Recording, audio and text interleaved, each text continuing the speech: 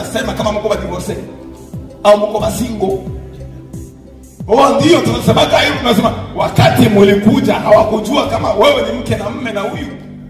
Wanajua kila kitu. Lakini watu wanaendelea kuiba, ni wizi. Na ndio maana ndoa nyingi zinapomoka hapa Marekani. Bwana Yesu atusaidie sana. Amen.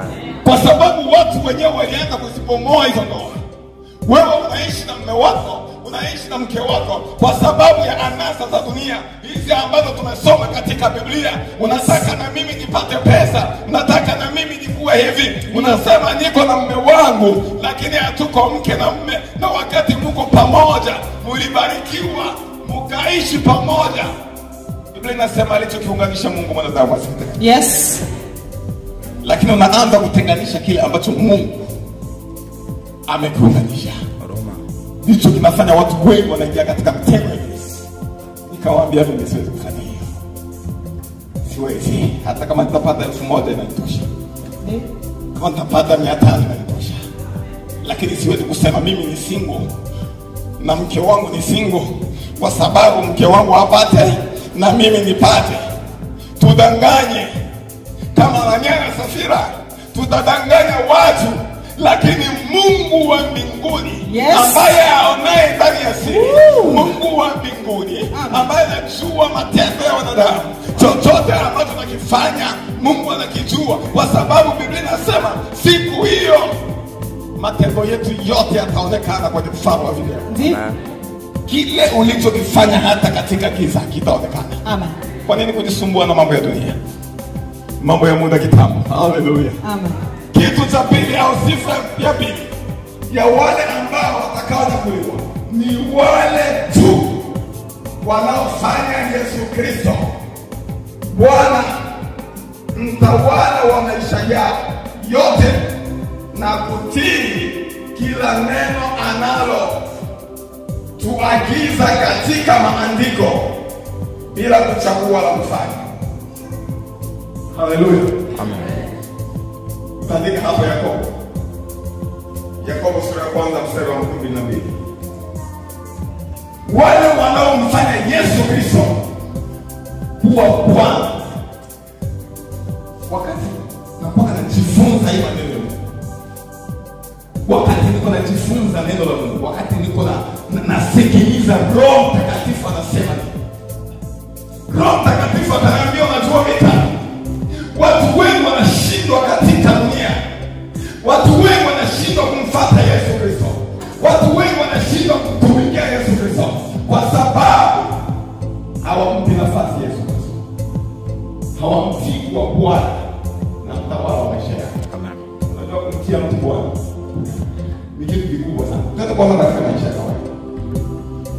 Maisha ya Bwana ni nini? Ndio. Ndio. Bwana anapenda wewe. Hapana pepo. Bwana sidome. Huyo Bwana yako lazima umheshimu.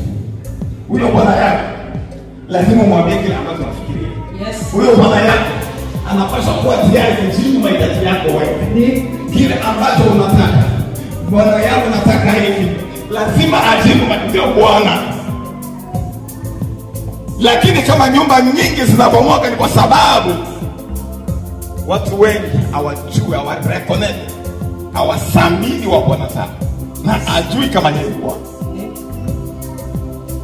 Unakuta hizo nyumba zinakuwa katika wasiwasi. Hallelujah. Na huyo ambaye tunasema hapa ni Yesu Kristo ambaye ni Bwana. Biblia inasema katika Wafilipi sura ya 2 na mstari wa 9, alikirimiwa jina kubwa, jina ambalo linapita majina yote. Na hilo jina ambalo alipewa lazima kila goti likunjwe na kila ulimi ukiri kwamba Yesu Kristo ni Bwana. Yes. Hallelujah. Amen. Hallelujah. Amen. Lazima umweke yeye ndiye Bwana. Acha nikuambie sasa, wakati unamweka yeye ndiye Bwana, hata unataka kufanya hatua ya kutoka nje, mwambie Bwana naenda nje. Yes. Hallelujah. Amen. Kila kitu chochote, hata kwenye mali zako lazima umtangulize. wanashinda mpaka wakuhubirie toa zaka, mahubiri ya mingi na kwa kupoteza muda kanisani. Lakini mtu ambaye ameokoka na ambaye anamjia Yesu Kristo kuwa Bwana na Mwokozi wa maisha yake, mambo haya yote yanakuja. Bwana Yesu akusaidie sana. Kama Biblia inasema katika Mathayo 6, tafuteni kwanza ufalme wa Mungu na haki yake, na mambo mengine yote yatakuja. Lakini watu wanaanza kufanya contraire, anaanza kuwa busy na mambo mengine, na huku anamwacha Yesu Kristo. Ndio maana watu wengi wanashindwa katika safari. Ndio. Haleluya. Amen. Watu wengi wanashindwa kwa ajili ya hiyo, kwa sababu hawamtii Yesu Kristo kuwa Bwana wa maisha yao. Lakini leo nakwambia, mtie Yesu Kristo kuwa Bwana wa maisha yako. Amen. Au mtawala wa maisha yako. Amen. Akae ndani ya maisha yako. Kila chochote ambacho unataka kufanya, mshirikishe yeye, mwambie Bwana, nataka kufanya hiki. Na neno la Mungu lazima likae ndani yako.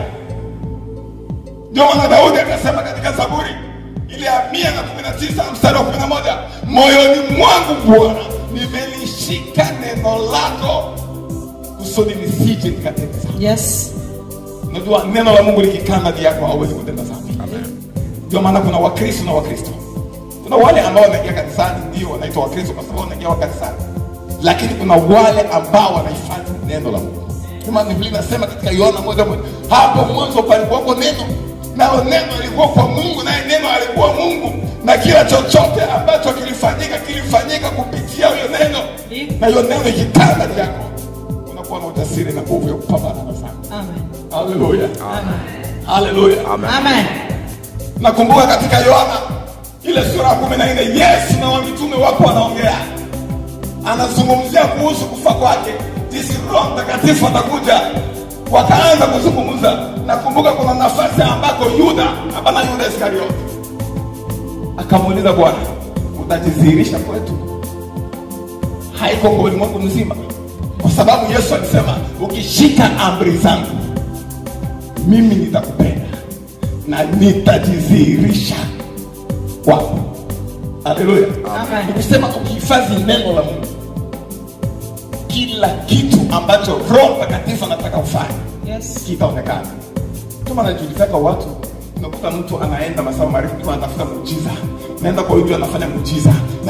Miujiza inaambatana na kila yeyote anayeamini neno la Mungu. Amen. Neno la Mungu likikaa ndani yako, Yesu akikaa ndani yako, ukiheshimu neno la Mungu, lazima muujiza uambatane na wewe mahali popote uendapo. Amen. Haleluya. Amen. Ni kwa kuheshimu kwanza Mungu. Yes. Pia neno la Mungu ndani yako likae ndani yako. Haleluya. Amen. Yuda akamuuliza Yesu. Yesu akamwambia bana, maneno yangu ukiishika mimi nitakupenda. Soma Yohana. Soma hapo Yohana. Soma haraka Yohana 14:13. Tunataka kumaliza. Usudi tuombe. Taomba kidogo. Haleluya. Amen. Haleluya. Soma Yohana hapo 14:13. Yohana 14:13 na 23. Ndio. Tunasoma mjina la Yesu Kristo. Amen. Yesu akajibu.